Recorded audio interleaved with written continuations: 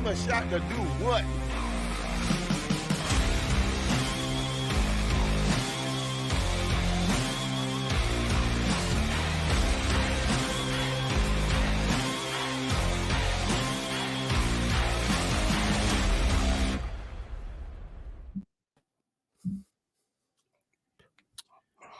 Beautiful people of the internet, what is up? Welcome back to yet another episode of the Protect Our Queens podcast presented by the Give Us a Shot Network. We have a very special guest on the show tonight, but first and foremost, my brother in Christ, Martin Soares.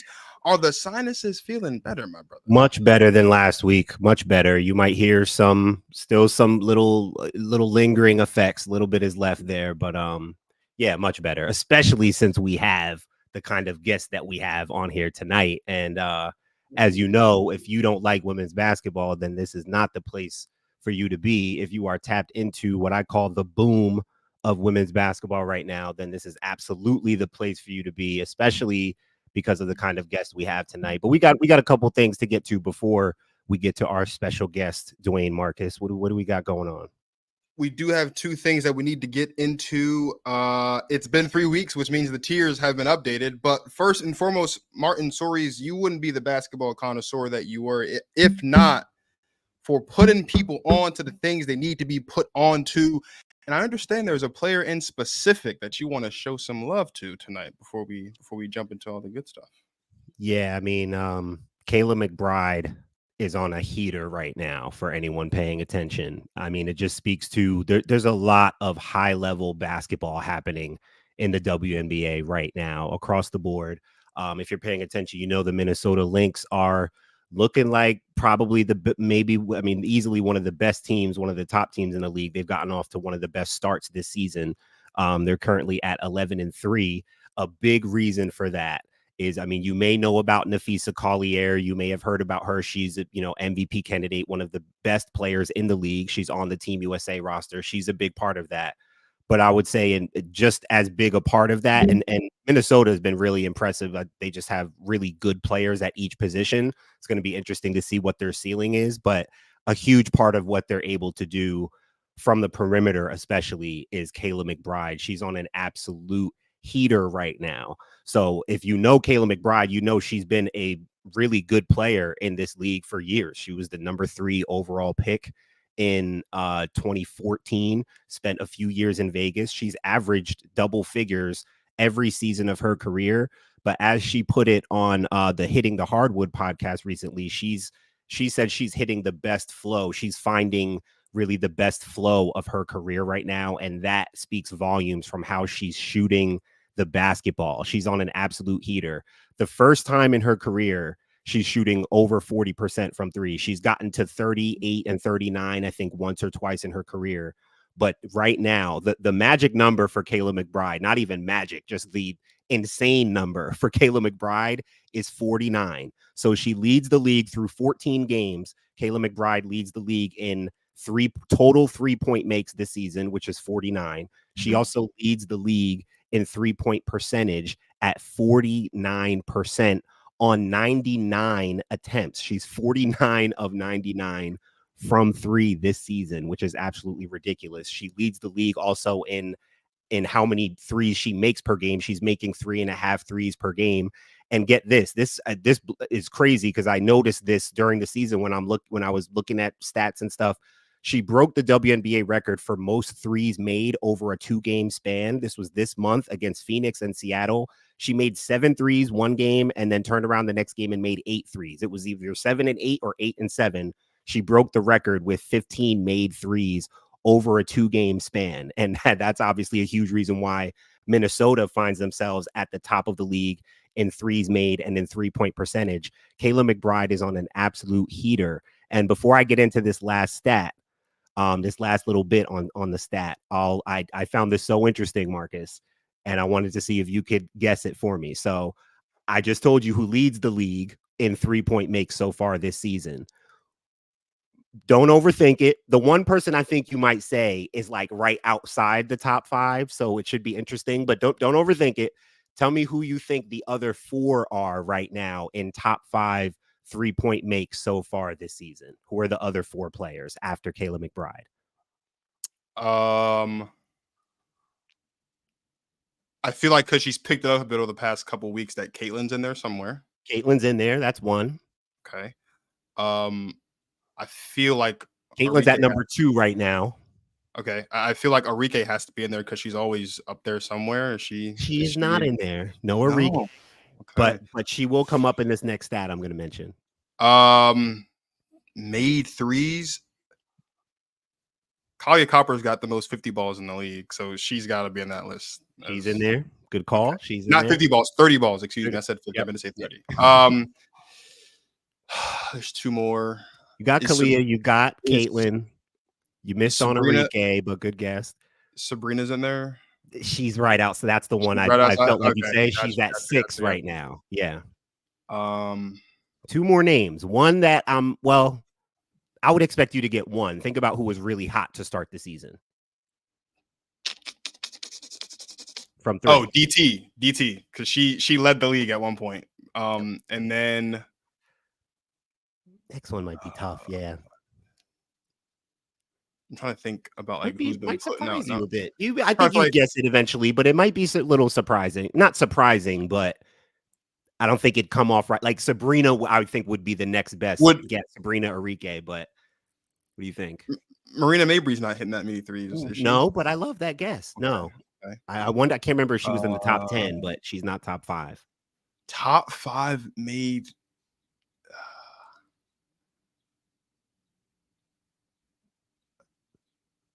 I've got Jewel. Not her. Not her. Ryan Howard. Not her. She's on your favorite team. Is it Jackie? It's Kelsey. Oh, it's Kelsey. Yeah. That's actually kind of surprising. I'm not gonna lie to you. That's a little surprising. A little bit, yeah. It's a little bit surprising. Yeah. But it also makes sense when you think about who Kelsey Plum is as a player in the big picture. But that's a little surprising. Hey, shout out KP. Yeah. So the last quick stat on Kayla McBride, I told you she's only had 99 attempts through 14 games. Arike, Kelsey Plum, Kalia Copper, Diana Taurasi, and Caitlin Clark are the only players who have taken over 100 threes so far this season. None of them are even shooting 40%. Kayla McBride through 99 attempts is at 49%. So there are only 5 players right now that have taken over 100 threes so far this season. Arike, Taurasi, Caitlin, Kalia Copper, and Kelsey Plum. None of them are even sniffing 40%. I think Kalia Copper is the highest. I think she's at 36, somewhere between 36 and 38. But none of them are sniffing even 40% from 3. Kayla McBride through 99 attempts. She's 49 of 99. That's a heater if I ever heard of one before. And again, bro, she's always been such a really good player, good shooter, really sound player. Seems like, as she said, she's really finding her flow right now. She talked about on that podcast how she Minnesota's been like the saving grace of her career. Just, timing in life, just feels like she's in like just that flow. And again, it's showing in how she's shooting the ball. Like she's in a great place in life, and you could just tell by the kind of heater she's on right now. But even shooting aside, just even off the bounce, off the dribble, like she's always been like a legit scorer, even she's averaging 17 right now. That's not even her career high. She averaged 18 back in like 2018 when she was still with Vegas. But statistically across the board, easily her best season. And she's got to be up for most improved, I would say. But she's got to get something. She might be all WNBA this season. I mean, she's been that good. 49%. That is crazy. But I will say this too.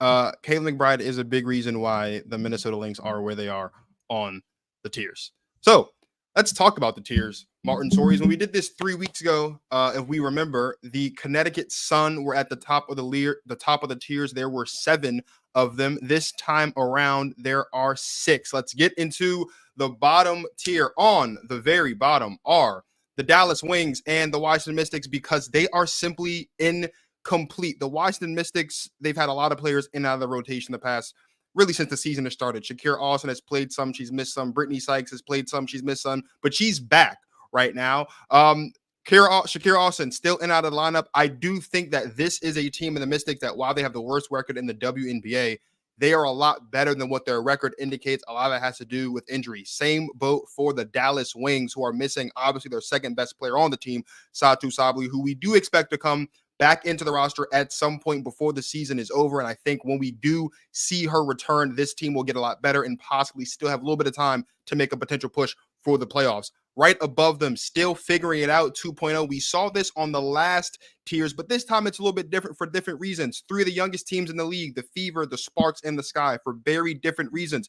Martin Soares, if you remember at the end of last season, the Indiana Fever started to get it going, specifically Aaliyah Boston started to get it going. She started to figure it out a bit. The one issue was they couldn't close games in the fourth quarter. Over the past couple of games, the Indiana Fever have won 3 of their last 4. They have no more back-to-backs. Caitlin Clark is hitting her stride. Oh, and by the way, Aaliyah Boston is the player of the week in the Eastern Conference, averaging 20 points and 13 boards, including a 24-point, I think, 17 rebound game just the other night. The Sparks, we talked a lot about Rakia Jackson last week on the show at the end to close it, and they're still figuring it out. They're getting better, and I think as time goes on, again, they will start to figure it out. And of course, you have the Chicago Sky, who the last time we did this a couple weeks ago were on a tier by themselves, as tough as nails. But now Camila Cardoso is there, and they're also starting to figure out what this team looks like with both Angel Reese and Camila Cardoso down there. I think come season's end, when we talk about front courts, Camila Cardoso and Angel Reese might just be one of the best front court duos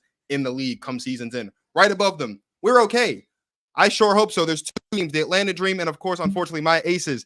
The Atlanta Dream, we talked about it at the beginning of the season. We both expected big seasons from Ryan Howard. When they traded for Crystal Dangerfield, I made a reel and I posted on our page at @ProtectOurQueens_. Make sure you give it a follow. Talk about how I thought that this team, with the veteran presence that they've added, the championship experience that they've added, should be a lot better. And right now they're dead even at 6-6. They won some games that they probably shouldn't have won. They've lost some games they certainly shouldn't have lost. And then the Aces, they're 6-6. Their win total for their loss total last season, they were 34-6. They've already matched that, and we're just over a month into the season. Chelsea Graves' return is on the horizon. She was questionable the first time a couple nights ago, but hopefully the Aces can get it together and remain a legitimate contender in the WNBA as the season progresses. I think they will once Chelsea Gray returns. Heating up, there's 3 teams. We talked about one of them, the Minnesota Lynx. You've also got the Mercury and the Storm. These 3 teams, while not major threats to the top 2 teams on the tiers, these 3 teams in the right matchup with everything clicking the way that it is right now, we could see them make deep playoff runs this season. The number 1 contenders to the Queens of the Court are the one and only New York Liberty. They're the only other team other than the team at the top of the tiers in double-digit wins. We talked about it, and you did, especially Martin Soares. You talked about how this needed to be a big year for Sabrina Ionescu, and so far it has been a really good year for Sabrina Ionescu. She's been, I would say, the second best player on this team so far through, I think, the 13 or 14 games that they've played. And shout out to Jonquel Jones at 34-8 against my Las Vegas Aces the other night. And the Queens of the Court, the best team in the WNBA, the Connecticut Sun, at the top of the tiers, once again, undeniably. Alyssa Thomas is the front runner for MVP simply because that they are the best team offensively, they're the best team defensively. This is going to be a tough team to beat, and I would say right now, odds-on favorites to win the championship. Last thing before I get your thoughts, Martin, I wanted to take just a couple seconds to talk about Dejanay Carrington, who in her first season as an official starter is having a career year. Ty Harris said it the other night after the game against the Fever. It is seatbelt season for Dejanay Carrington. She's averaging about 13 points a game. She's averaging just about 5 boards a game as well. You talk about Kayla McBride being a potential most improved player candidate. I would say if I had to vote for most improved player right now, it would be Dejanay Carrington, to go from being one of the best bench players in the league for the first 3 years of her career to being one of the best spark plugs and one of the best defensive guards this league has seen so far this season. She deserves to be in that conversation as well. Those are the tiers 3.0. Martin Soares, talk to me. Yeah. Did you say that that's the only? I mean, Minnesota has double-digit wins. Minnesota could be. I think they could be in there for number 1 contender right now. I'm not mad at where they're at. You're right. When I put this together at the time, it was before they played their game last night, and they did not have double-digit wins. So yeah, they have double-digit wins now too. Yeah. Yeah. I think Minnesota. I think Minnesota, New York, Minnesota has 11. Are the 3, but yeah, Minnesota's 11-3 right now. Minnesota, Connecticut, New York, definitely the top 3 teams right now. I'm fine with Connecticut as the Queens of the Court. I think that makes sense. I think they are the best team right now. I think they have that, and it's mostly because of their defense. People just cannot score on them. And I will say on the DeJounte Carrington thing, because I said this to you early in the season, maybe after the first game, Connecticut will win it all if DeJounte Carrington and Ty Harris are hitting shots. I don't want to reduce it to just that simple, but that's the main difference I'm seeing in that team, because they had the toughness, they had the defense, they had Alyssa Thomas, they had DeWanna Bonner, they had and they talked about it during that first game. DeWanna Bonner and Alyssa Thomas have been encouraging Ty Harris to take on more of a leadership role and whatnot. And you see what DeJounte Carrington is doing, stepping up her game on both sides. But to me, when I look at Connecticut, they're a different team when Ty Harris and DeJounte Carrington hit shots, because DeWanna Bonner and Alyssa Thomas do so much just between the two of them. When they have those other two, Ty Harris and DeJounte, locked in and really hitting shots, that's a team that looks like they're going to win it all, because that's when it looks like they really have everything. I think there's an argument for the Fever heating up too, man. I mean, winning 3 of their last 4, their record is still lowly, of course, but I think it's fair to say that they're still figuring it out, which they are. But I think you could make an argument that they're heating up. Otherwise, very solid tiers, very, very solid. Thank you. I appreciate it, my brother. Are you ready to talk to the woman of the hour for tonight? Are you ready to talk? I am. I am. Let's have some fun. We're going to run the intro. Martin's going to do the introduction, and we're going to get right into our special guest for tonight. Protect our queens. No matter what it takes, we must protect our queen. I mean, I just love playing the game. It's fun. I'm reacting on what the defender does. I hit them with a hezzy. After that, they quit. Yeah, I think I've always just been able to get downhill, so I've sort of prided myself on that. I know what I'm doing. Like, people can't tell me I'm not doing the right, I've been taught the right way.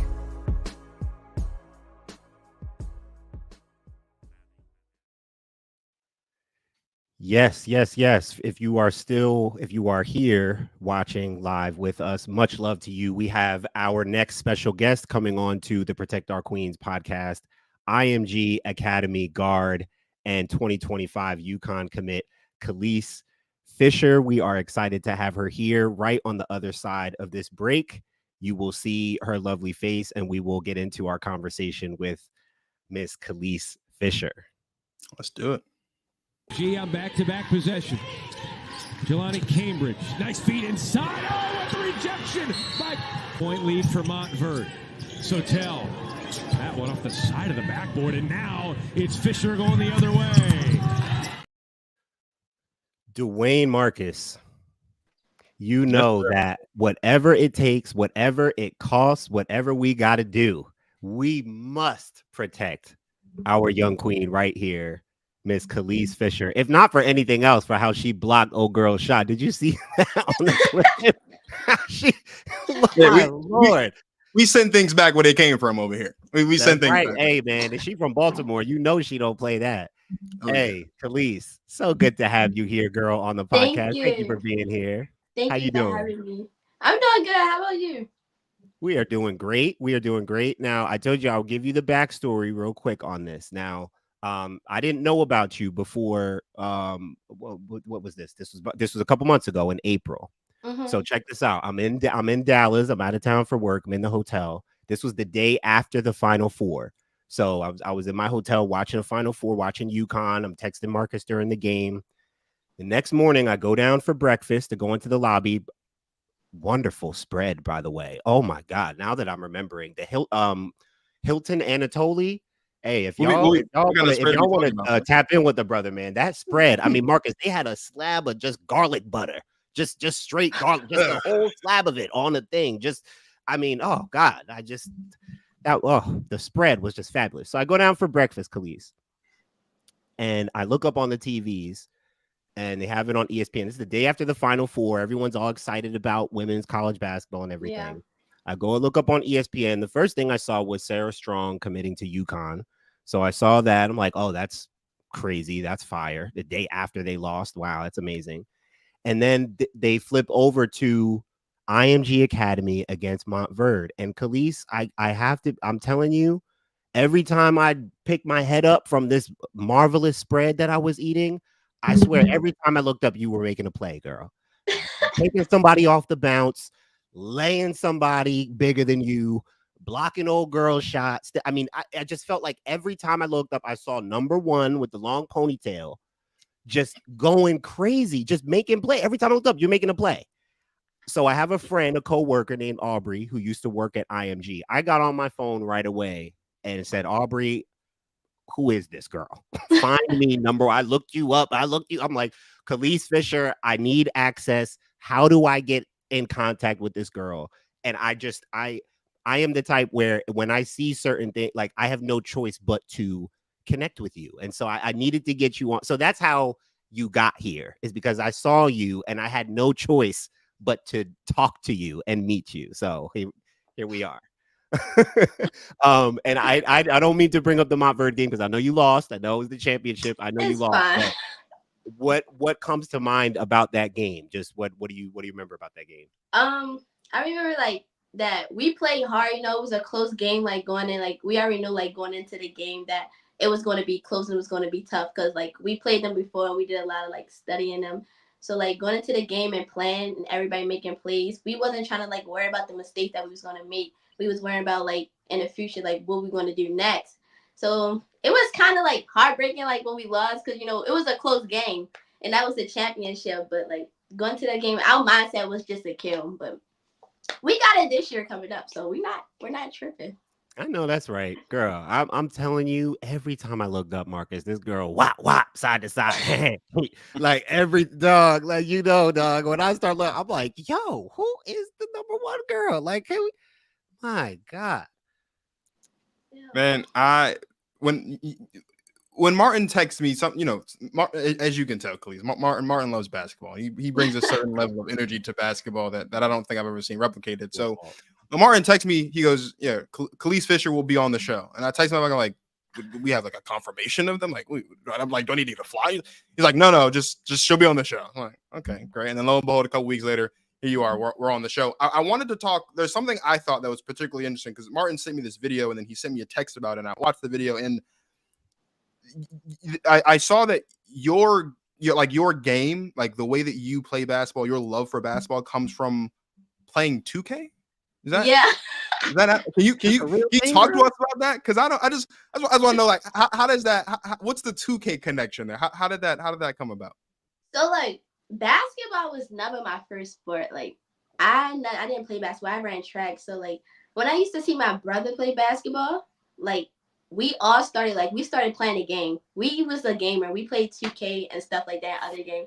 So like playing 2K and like we used to like play online and play park. So like I used to like see like all the dribble move packages and like I used to play with my brother. So we used to like go back and forth and like he also played in real life. So I'm like, oh, like I want to play basketball too.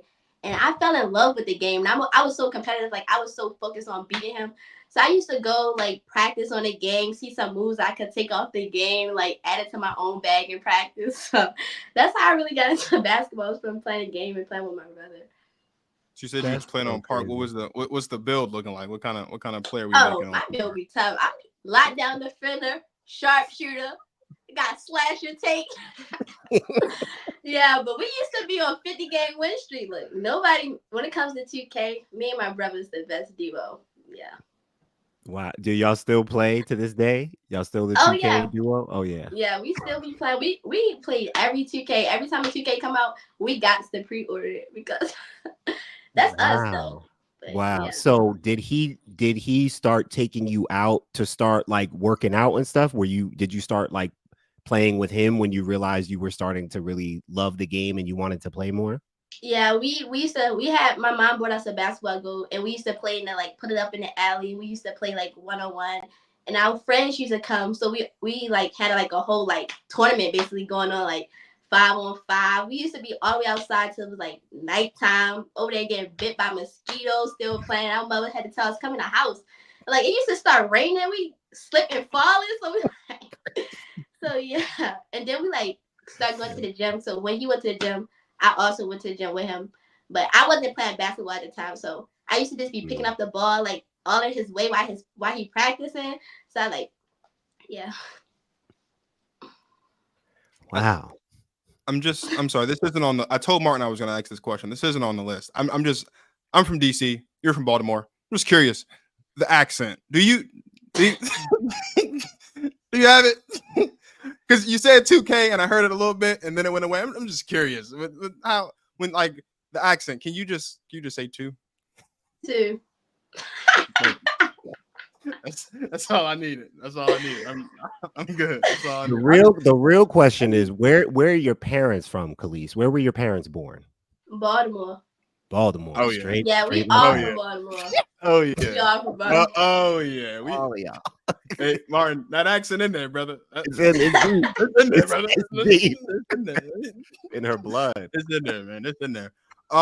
So we talk about obviously, you play 2K and how you watch the dribble moves and stuff on the park and how you applied that to your game. What are some of your what are some of your favorite parts of your game, right? Like when you're in the game, like what are some of your favorite things to do on the court as it relates to, winning basketball, just playing basketball? What are some of the favorite, like your bag? So let's talk about your bag for a bit. My bag, I would say my crossover and my hezzy, like being able to shake my defender up and like get to the basket, knowing I could finish around over him and like be a 3-level scorer. So like my mid range too, like straight crossover, straight to a pull up. But I like making people jump. So when I hezzy them and they jump, then ain't no stopping me when I keep going. The reverse layup, something jelly, something gonna come out. I don't know what it is, but it's gonna come out depending on the defender. But yeah, I would say my crossover, my hezzy is like the one I like the most. Yeah. Crossovers in your IG handle. So I'm about to say that's what I handle is what it is. Better be on a beam. I mean, that thing, and it is. I mean, I definitely peeped. When do you remember feeling like your crossover was like that, or like a go-to move for you? When I was young, I'll say about like 7 when I was playing. Like, 7? Yeah, 7. I used to cross over a lot. But like my favorite move used to be a hezzy, because I used to do a hezzy and like everybody used to jump like, oh, like that. But that crossover, when like people was like, oh, you got like an Allen Iverson crossover, you got an AI crossover. And like when I just see like that one cross and they go to the other side and gone, oh, I've been doing it ever since. Hey, Matt, you need a map. You gotta get a map.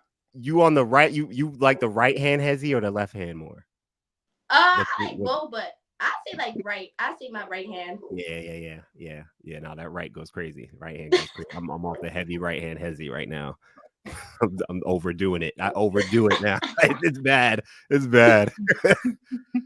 You mentioned AI. Like what other players did you start watching and following and studying coming up as your game was developing? So when I first started playing basketball, my favorite person still is Kyrie Irving. Like I love his dribble move and him like dribbling, breaking people down, going to the basket. Like, cause that's all like he really did was like go to the basket, break people down, and like mid range. But like growing up, he's still my favorite player. But I also like Kevin Durant because I like his rhythm dribble, how he moves and long, and he's long and pull up, and it's like very smooth. So like they my 2 favorite people right now. That's one word I forgot to use when I talked about your game and what I saw. Your pace is phenomenal, and I feel like I've watched. I went back. I tried to watch some earlier footage and watch it. I can see your pace really progressing nicely. So anyone who works with you, who talks to you about your pace and whatever, which I know you work out with, you do high level stuff. I know who you work with. I know. I looked into you. I know what you're doing. And you're doing the right stuff, but your pace is getting so good, Kelis. You're doing such a great job with that, and for someone who's so quick, I know that can, I'm sure people talk to you about your speed, changing pace, change direction, and all that. But I'm telling you, some of the stuff I was watching, you're doing great with that. Thank you. Just out of curiosity, because the banner is there. I assume you're a Lakers fan. I wanted the Mavs to win. I won this at Six Flags, but I do like the Lakers. I like the Lakers, but I'm a Mavs fan. I'm a Kyrie fan. I follow where he goes, but I like the Lakers. I'm from Jersey, sis. So we bleed Kyrie over here. You're talking my language. Thank you. Yes, ma'am. Yes, ma'am. Shout out Gila Tribe.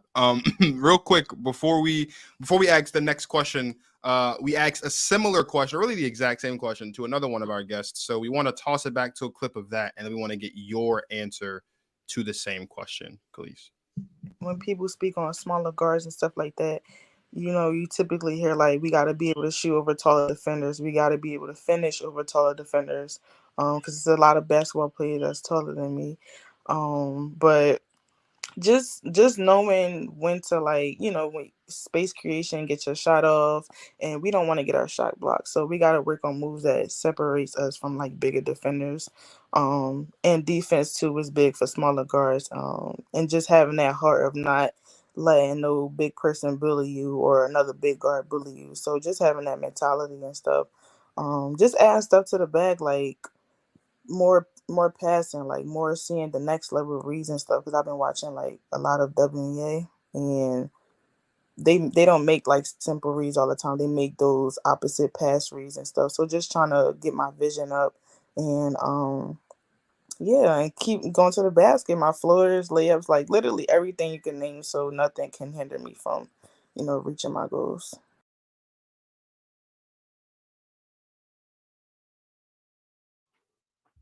You better have all those reads, Kelis. You got all those reads? Yeah. I still can improve, but I have them. I believe it. I believe you. Shout out Dom. That was it's a great episode. Gave us a great clip. It's been to the top of the page. So Kelis, essentially what we asked Dom in that clip was, or before that clip was, what is her mentality and her approach to how she plays basketball as a small guard? It's just kind of like when I asked you that exact same question.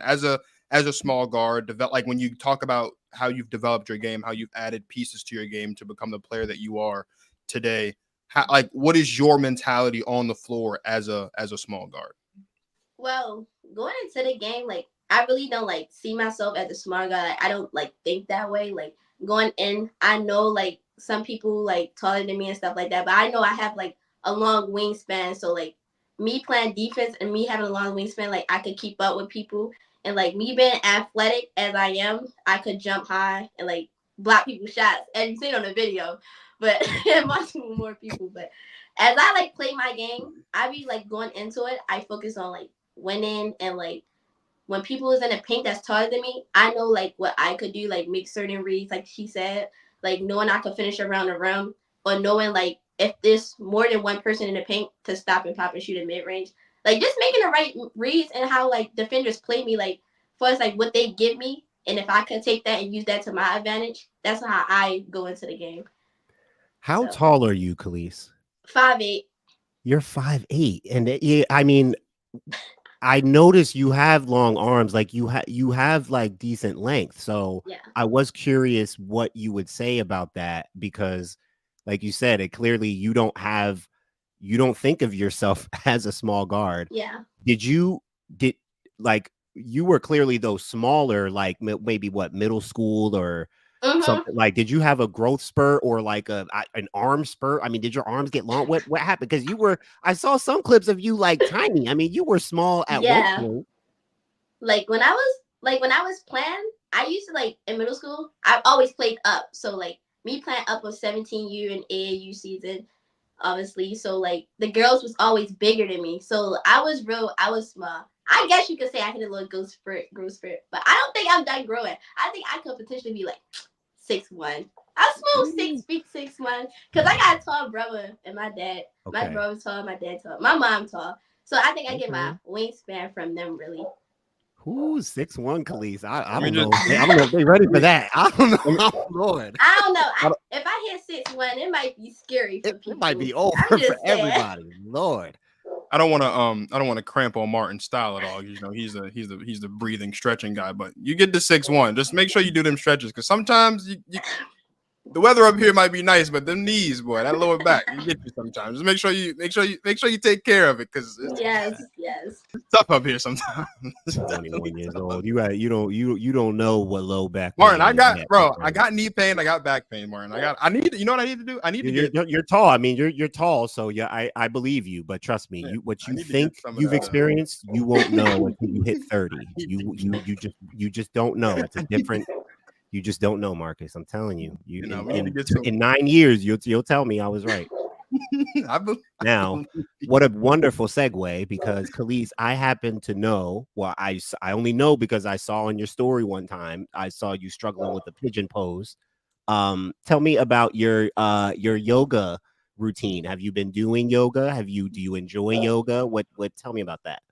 So if I'm not playing basketball, I take the time to like relax my mind, reset my body. So like I do like yoga and I meditate. I do my meditation to relax my mind, calm, deep breaths to just like, so I won't be stressed playing.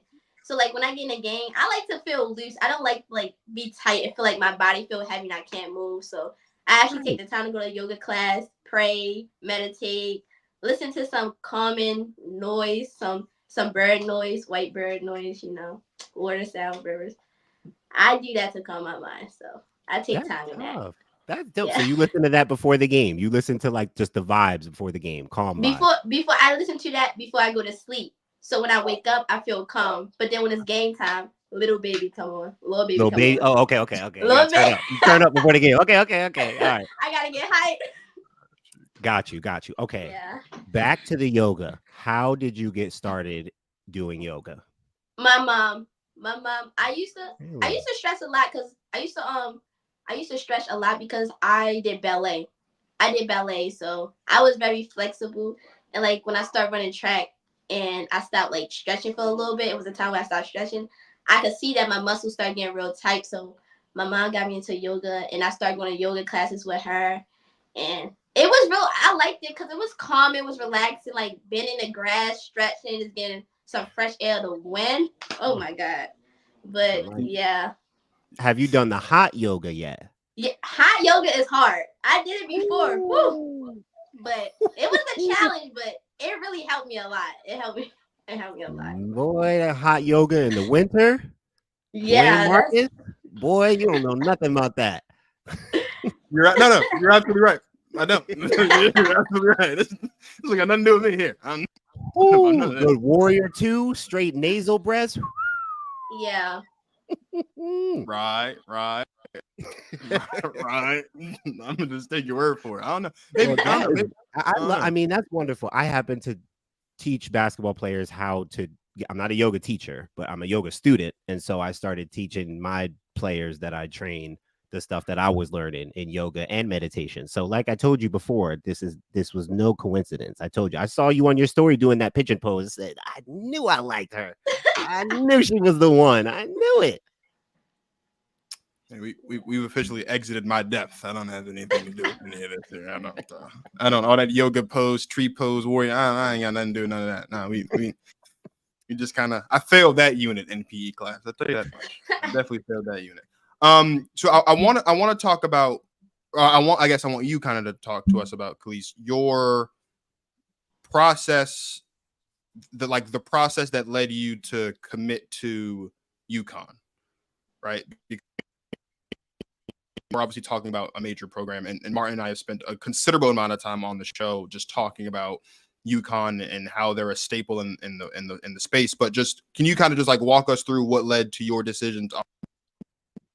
Okay, so like everything starts when I was young. I already had big dreams. So like UConn was already my dream school to go there. I watched them a lot. Like they was the winning team. They was undefeated. So like that was my dream school. So like growing up, I already knew where I wanted to go. I would just wait for like the opportunity to get a chance to like be able to like actually like go there. Like that was my dream. So like I worked hard. Like I played my game, just doing what any other person would do when they have like big goals, and like not knowing, because I didn't know I would have got that offer, or I would have actually had the opportunity to go to UConn. That was my dream. So like I stuck with that dream and I followed it once I actually got it in my hands. So yeah, I had when I got the offer, I committed. So that was my. And I heard, is it true that Gino offered you on the spot? Yeah.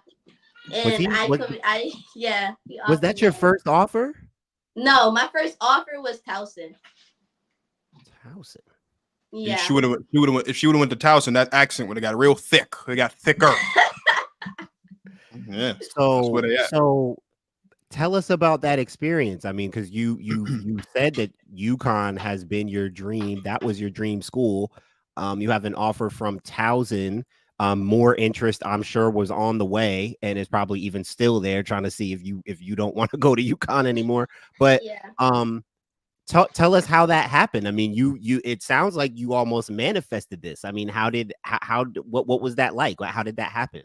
I was really happy. I was happy. It was actually on my unofficial visit when I went there. You know, I got to see the campus, and like when I heard news, I was really happy. I know I was speechless. I didn't know what to do, what to say. I couldn't believe it because like that was my dream. Like that's like my dreams are coming true. And like I had big goals and more dreams to accomplish. So I know I have to keep working hard. You know, like it's not over yet. So I have to keep pushing myself, keep working hard because I know I have bigger goals in mind. But when that happened, I was like really happy. I didn't know what to say really. So only thing I knew was once that happened, I was gonna have a target on my back, and I gotta keep doing me and keep backing up my stuff. So gotta keep working hard. So. What did Gino share with you in your conversations with him about like what he expects from you and just what he liked about you to give you that offer? He was just talking about how I was a good player and stuff like that. He showed me like some film of them like when I used to play back then, but it was just mostly of like how I played on my like AAU games and stuff like that. But yeah, I know the kind of player Gino likes, and you definitely fit the bill. You definitely fit the bill, girl. You're a fighter. So, Kelis, you talked about obviously, being a fan of UConn, wanting to go to UConn really from the time you were a kid. Mentioned how when you were coming up, they were undefeated. I tell Martin all the time, UConn women's basketball is one of the reasons why I am even tapped into basketball now because, obviously Stewie was there winning those championships. That's kind of when I started tapping in as well. So, please, if you could just give us your UConn women's basketball Mount Rushmore. And remember, we're talking about just four names. Who is on the Mount Rushmore of UConn women's basketball for you? I would say Maya Moore, Diana Taurasi. I would have to go. Can I do like now too, or just all back there? Oh, now too. Whatever you want. Yeah. I would get Paige in there too, because Paige is good. Seabird and Aaliyah Edwards. Yeah, I go with them. You threw five in there. She snuck her in there. She snuck Aaliyah in there. She snuck Aaliyah in there. It's okay. It's okay. She snuck Aaliyah in there. We'll take her. That's a mean five. Yeah. That's a really good five. Yeah. So I'm just curious now because we talked how you listen to Lil Baby before games. Like is who is it just Lil Baby or is there a mixture of other artists and song or is it just strictly Lil Baby before game? It's a mixture of other artists. Like I listen to like Lil Baby, Lil Durk, throw some Baltimore music in there, OTR Chaz. I can push y'all over that. He got some good music though. But now you're going into a lane that I can't. I don't know what you're talking about. OTR Chaz.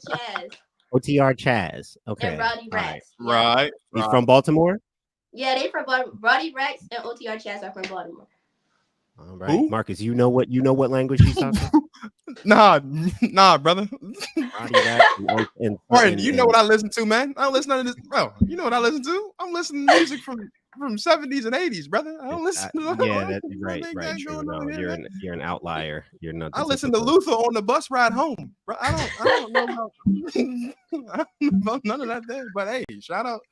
What the name? What'd you say? I didn't know. What'd you say? OTR Chaz. OTR Chaz and Roddy Rex. I'm gonna have to look them up. What's going on there? You put us on. I'm gonna tap in. I'm gonna see. And if I like it, I'm gonna say Kelis Fisher put me on. I'm gonna. Facts. I push you on. You know. Kelis, what's your nickname? Do they call you Killer? What's the nickname? What do they call you? Big Fish. It's Big Fish and Killer. Hold on. Yeah. For one, I'm almost upset I didn't think of that myself. Big Fish. Big Fish. Not the little one. Not the little one, bro. Not the little one. Big Fish. Yo, I will never forget that as long as we know each other. My goodness. Big Fish. All right. Well, Big Fish. Tell us who have been chance to give some people some flowers a little bit, but also just curious to pick your brain also. Who are some players that some of the best players that you feel like you've played against that were like your favorite to compete against, or just like the best players you feel like you got to go up against? I would say Jelani. Jelani, yeah. I played against her a couple times, you know, during AAU season and high school season, of course. I'd say she was one of the best players I played against.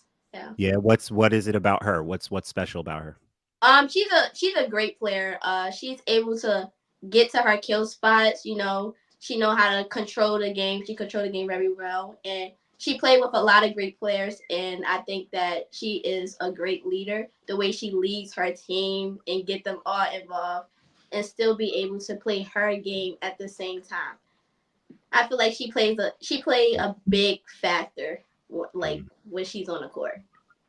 Yeah, no, she's very impressive. And Kelis, tell us like what you've been on this basketball journey for so long now. You've played all around the country. You're playing against all kinds of people. Just, what do you feel like the game has been teaching you lately? Like, you're older now, life lessons start to like become a little more obvious and evident. You become a little more aware of yourself and your environment and like your impact and stuff. And basketball starts to become like, it's always so important, but you also just, your perspective starts to change on things. So what comes to mind when you think about like what the game has been kind of teaching you lately about life, or just about the game itself?